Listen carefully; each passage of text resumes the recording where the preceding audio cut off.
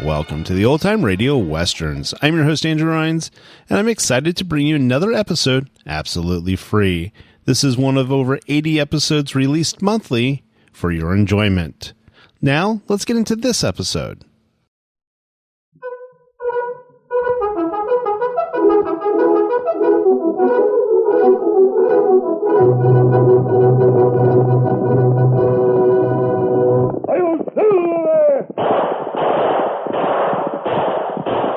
Fiery horse with the speed of light, a cloud of dust, and a hearty hi-yo silver, the Lone Ranger.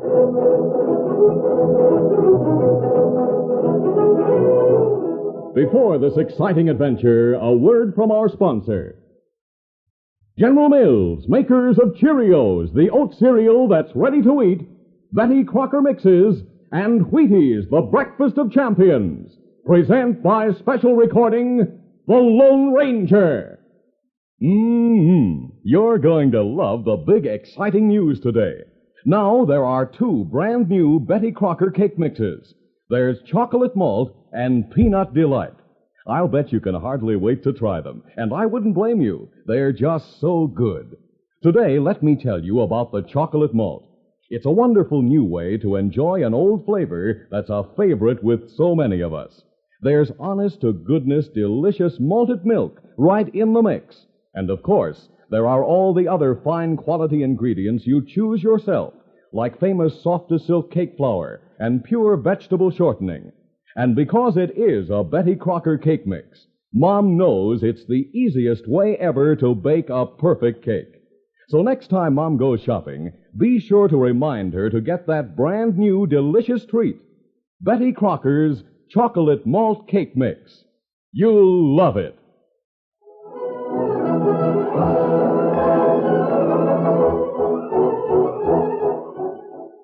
With his faithful Indian companion Tonto, the daring and resourceful masked rider of the plains led the fight for law and order in the early western United States. Nowhere in the pages of history can one find a greater champion of justice. Return with us now to those thrilling days of yesteryear. From out of the past come the thundering hoofbeats of the great horse Silver. The Lone Ranger rides again. Come on, Silver. Let's go, big fella. I'll Silver. Away!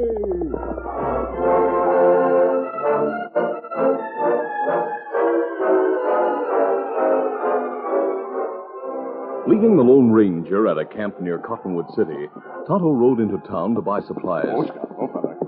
He knew that the sight of a heavily armed Indian would arouse suspicion, so he stowed his guns and cartridge belt in a saddlebag before he dismounted and joined a large group of idlers in front of a store. While he listened to the aimless conversation, Tonto noticed that the jail, a small adobe building, stood just across the street. Separated from the jail by several weed-grown lots was the office of the Cattlemen's Protective Association. The Indian studied it closely, then turned his eyes on an excited rancher who hurried toward the store. Fellas, it came right at Jim Dillon's Bar 7 spread last night. Where'd you hear that, Leaf? I got it from a Bar 7 man who rode over my way looking for the gang's trail. He said the sign-winders killed another rider and drove a lot of Jim's cattle over a cliff. Nobody but homesteaders or sheep herders would do a thing like that. That's how I figure it, Steve. Yeah, it wouldn't have happened if Jim had joined the Cattlemen's Protective Association like the rest of us ranchers. Jim Dillon is one of the few cattlemen in the valley who've held out against joining. He should have known better. Well, he and his daughter Ruth are mighty independent. Hey, look at that buckboard come. Yeah, that's Ruth Dillon driving. Jim's on the seat beside her. I never knew him to ride in a buckboard before. Well, he's been crippled up for a spell. A horse fell with him. Whoa there, whoa now. I'll jump out, Dad. Now, give me your cane and I'll help you down. Oh, I'll hold on to the stick. Just give me a hand here. All right. There you are, Dad. Jim, we heard what happened last night. Those nesters... They had nothing to do with it, James. Then who did raid your ranch? You'll know later. I've got proof enough to hang the varmints. I'm going to turn it over to the sheriff right now. Come on, Ruth. All right, Dad. Let me take your arm. Tonto, who was eager to learn Jim Dillon's secret, saw that he could not approach the jail without being observed by the curious crowd. As the others watched the rancher and his daughter, the Indian suddenly drew a knife, the only weapon he had retained. Brandishing it, he gave voice to a war chant and began dancing around a hitching post. Hey, look at the engine. He's gone loco. I'll plug it. Don't shoot him, Steve. Here comes the deputy. What's going on here? The engine's doing a war dance. Here, you redskin. Give me that knife or I'll let daylight through you, savvy? Me savvy. Here, you take knife. I'm going to throw you into jail to cool off. That'll teach you to do your dancing on the reservation. Now get going. Me go.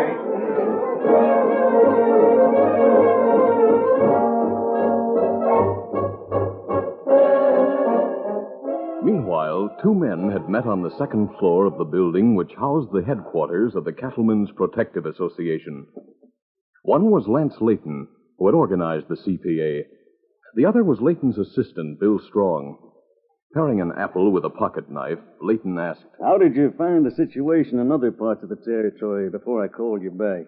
Lance, there's no limit on how far we can go with our outfit. Say, how come you call me back just to lead the raid on Jim Dillon's spread? Well, I couldn't trust any of our hired gunmen to manage it. There's one thing in your letter I didn't savvy. Yeah? What was that? I'll show you. What in thunder is that letter? You mean you didn't burn it as I told you to? I kept it so I could check with you and make sure of what you meant. But I haven't got it now. You fool. Hey, boss, Jim Dillon just went to the sheriff's office. Yeah, I expected that, Rusty. He said he had something that would prove who pulled the raid. The letter. Dillon's in the jail office now. I can see him through the window, taking a chair right in front of him. Yeah, then we still got a chance. Hey, what are you doing with that apple? Boring a hole in it. Now I'll stick it on the muzzle of this ballad rifle. Here. See how it fits? Yeah, I see. Open the window a little. Take this rifle. I want you to plug Dillon. What's the apple for? To muffle the shot so it won't be heard outside this building. Can you aim with it on the muzzle? I can hit that fella in the jail office shooting from the hip. All right. I'm going to jail right now. Rusty, you're to shoot the moment you see that I'm inside. In the excitement, I'll try to get hold of that compounded letter.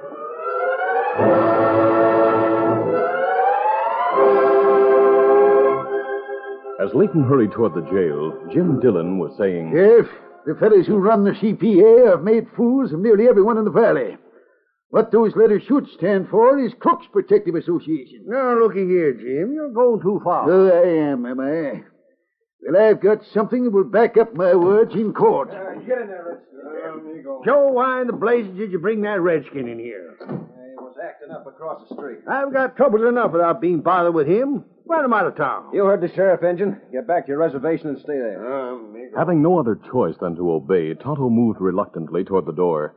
But before he reached it, Lance Layton entered. Howdy, Sheriff. Howdy, Lance. Step up here and face Jim Dillon. Jim says he has evidence that you fellas who manage the CPA outfit are crooks. Well, he's lost his mind. That's what I think. Where's your evidence, Jim? Right here in my... What was that? Look at that window. Bullet hole. Dad, what ails you? He fell out of his chair. Dad. Oh, Dad. Oh, here, let me look at him, miss. There, I got his shirt off. Sheriff, please call the doctor. No, it's too late now. What? Your father's gone. No, it can't be. One of those hill fellas that raided his ranch must have got it. I didn't hear a shot, but it looks like the bullet came from that brush outside. Joe, get out there and look around. I'll gather up a posse. Right. I'll put the CPA boys on the case, even if Jim wasn't a member. Hey, you fellas across the street. Get your horses. Jim Dillon's been murdered. Miss, me feel plenty sorry for you. Me try to get put in jail to help your father. Where you think him carry evidence? I don't know. He didn't even tell me he had anything of the kind. Hey, sir, there's nobody in this bird. Inside! We're riding for the hill. There go possemen. Other people coming here. Me go now.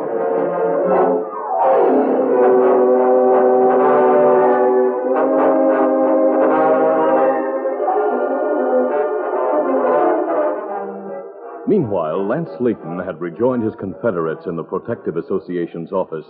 He was saying, Dillon didn't have that letter on him. I bet he didn't find it. He must have found something. When the sheriff asked him to show his evidence, he said something about it being right there, and that's as far as he got. You told us his daughter was there. Maybe he was going to say she had it. Rusty, that's the answer. We'll have to get it away from her before the sheriff comes back, or she'll turn it over to him. Rusty, you watch her. Likely she'll go back to the ranch to break the bad news to her kin. She does, go down to the corral. Bill and I'll be waiting there with the horses. Right. I'll take that Ballard rifle with me. What for? One more killing won't make it any worse for us.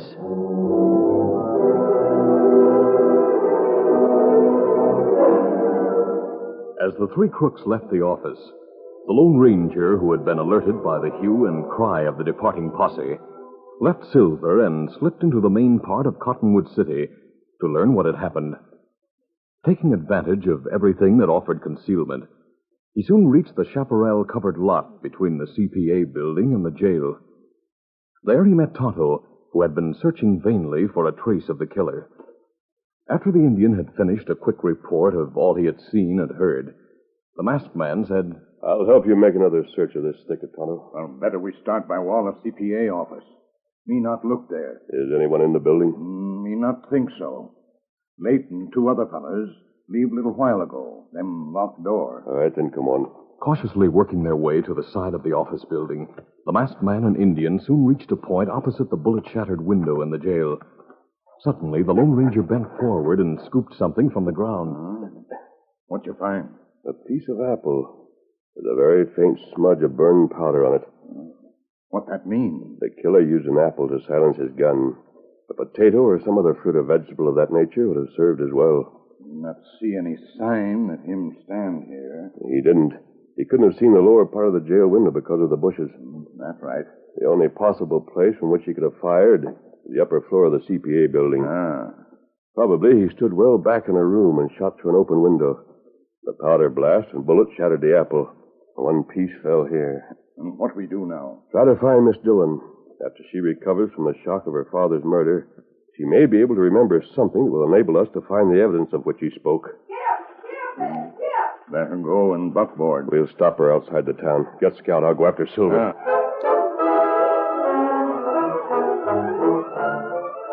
We'll continue our Lone Ranger adventure in just a moment. Ever stop to think how much fun you can have with a blackboard? Why, you can play games on them, draw pictures, leave messages, practice spelling, all sorts of things.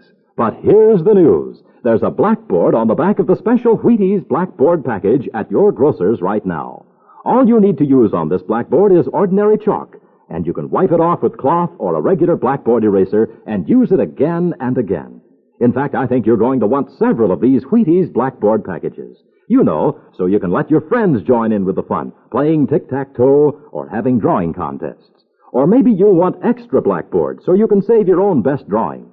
You see, there's no extra charge for the blackboard. Nothing to do, nothing to send in. You just pay the regular Wheaties price. So look for the Wheaties package with the sign on the front that says Blackboard. That means there's one of these wonderful blackboards on the back, ready to use. Be sure to pick up several. They're at your grocer's right now. Ask for the special Wheaties Blackboard package.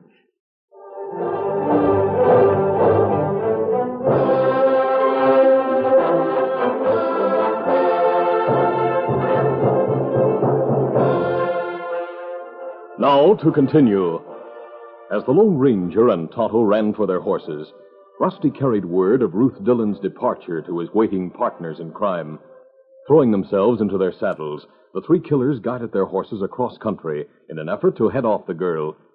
A short time later, a young homesteader who was riding toward town met Ruth on the trail. Both pulled up. Oh, there! Whoa! Howdy, Ruth. Why, you've been crying. Dead. Dead? Murdered right in the sheriff's office. The sheriff is out with a posse right now. The CPA gunman may be riding, too. I suppose they'll shoot any hillman on sight. Tim, I want you to go along with me to the ranch where you'll be sitting. Look, coming up the trail. A masked man and an Indian. And I haven't any gun. Here's Dad's six-shooter. I got it. Don't be frightened. We won't harm you. Hold Silver. Get your hands up. I'm covering you. You haven't had much experience with guns, my friend. Your gun isn't cocked. I could draw and fire while you're pulling back the hammer. Why, I forgot to thumb it. Why are you wearing that mask, mister? What do you want? Or him friend of mine, miss. Him want to talk with you. Oh, you're the Indian who was in the sheriff's office. Ah. You seem to want to help me. We both want to help you. We believe that the Cattlemen's Protective Association is being operated by crooks, just as your father did. In all probability, he was shot from the CPA office with the connivance of Lance Layton. But why? Apparently, the criminals were afraid your father would expose them. My friend Tonto tells me that you know nothing about the evidence he was about to show the sheriff. That's the truth. Where do you think your father could have found the evidence? I've been thinking of that, too. This morning I drove Dad out to the cliff where the cows and Ryder were killed. He walked around for a while, leaving me in the buckboard. When he came back, he said something about the association leaders being murderers, and then he told me to drive to town. Oh, Miss Dillon, will you and your friend lead us to the cliff? Yes, of course. But Tim, put that gun away. Sure. I'll stick it inside my shirt. Get up! Come on, get him! Hold still there. Get him uptown.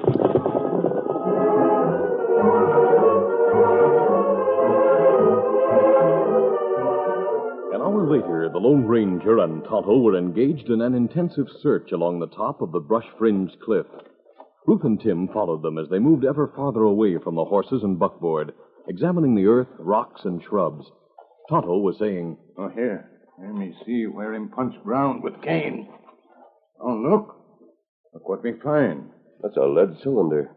About a half-inch thick and a foot long. Oh. And what it used for? Storekeepers once sold lead in the form of rods. A rod could be easily cut and melted into bullets. Now, Miss Dillon, did you ever see anything like this around your home? No, never. The only muzzle-loading gun on the place belonged to my grandfather, who died years ago. That was his cane my dad used. Well, that gives me an idea. I'd like to look at that cane. I'll get it for you. Come on, Tim.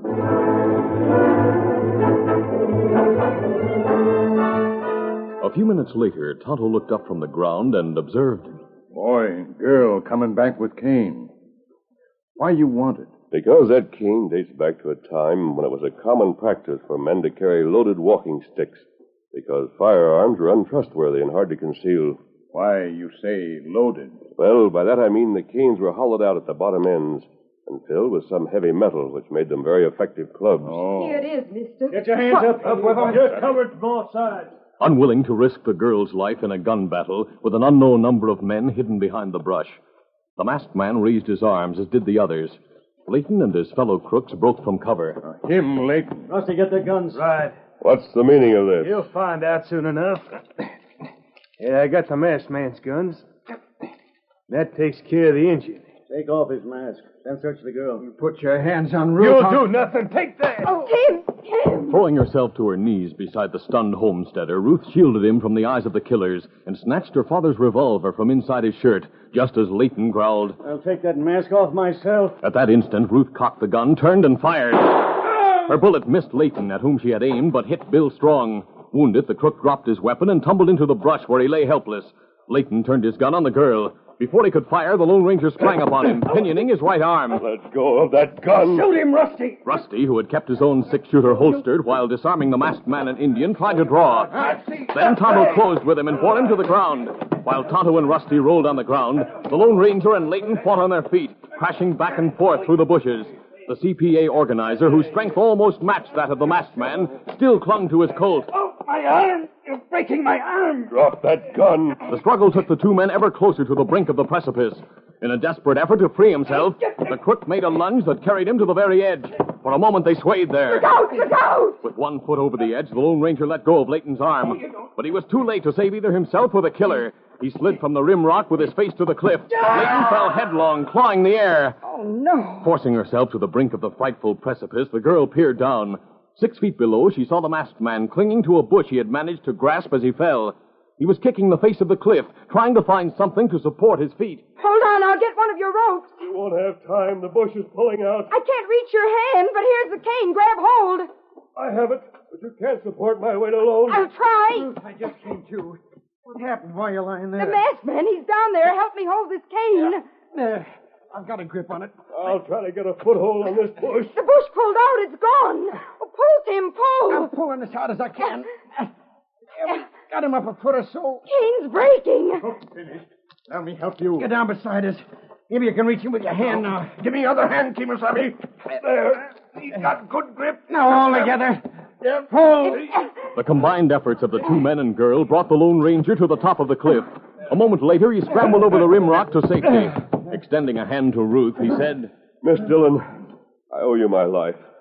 Please accept this small token of a gratitude too great for words. Thank you, mister. It's a lucky thing you had me get that cane you're picking up. Hey, look at the thing.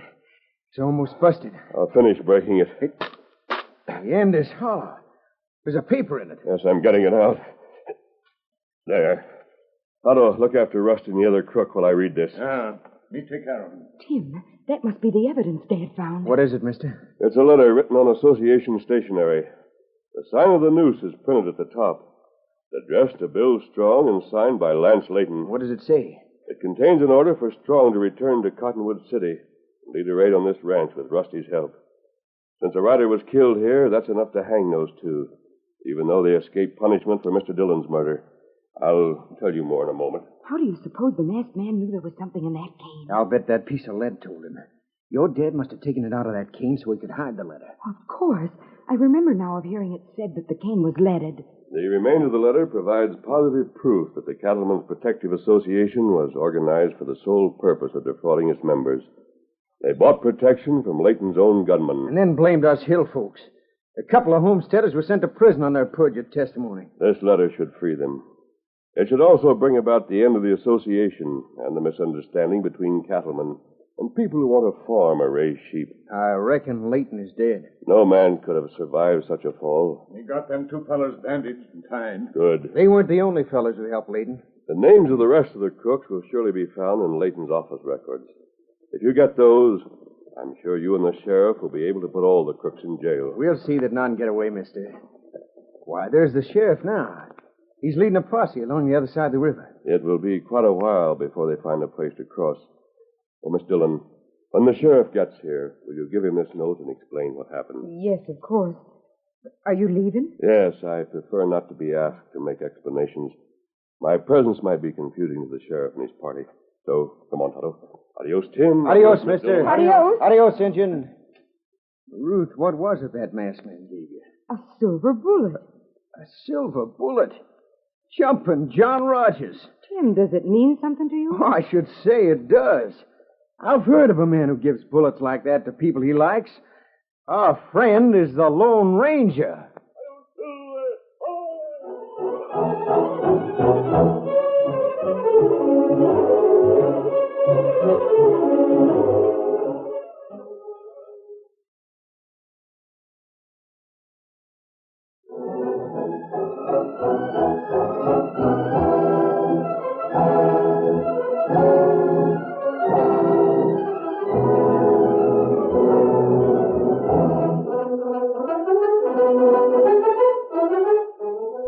The Lone Ranger, a copyrighted feature of the Lone Ranger Incorporated, is produced by Pendle Campbell Muir Incorporated. The part of the Lone Ranger is played by Brace Beamer. Your announcer, Fred Foy. Listen to The Lone Ranger, brought to you by special recording Mondays through Fridays at this same time.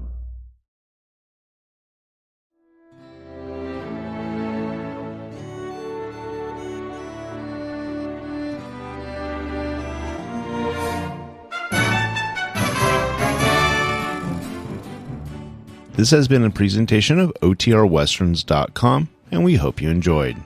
Please take some time to like and rate this episode within your favorite podcast application.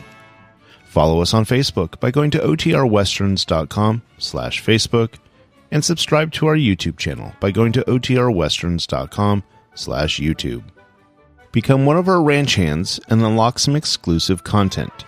We want to thank the following ranch hand, Steve, who joined us recently. You too can join by going to OTRWesterns.com/donate. Send us an email, podcast@OTRWesterns.com, and you can call and leave us a voicemail, 707-986-8739. This episode is copyright under the attribution, non-commercial, share-alike copyright. For more information, go to OTRWesterns.com/copyright. Have a great day, and thanks for listening.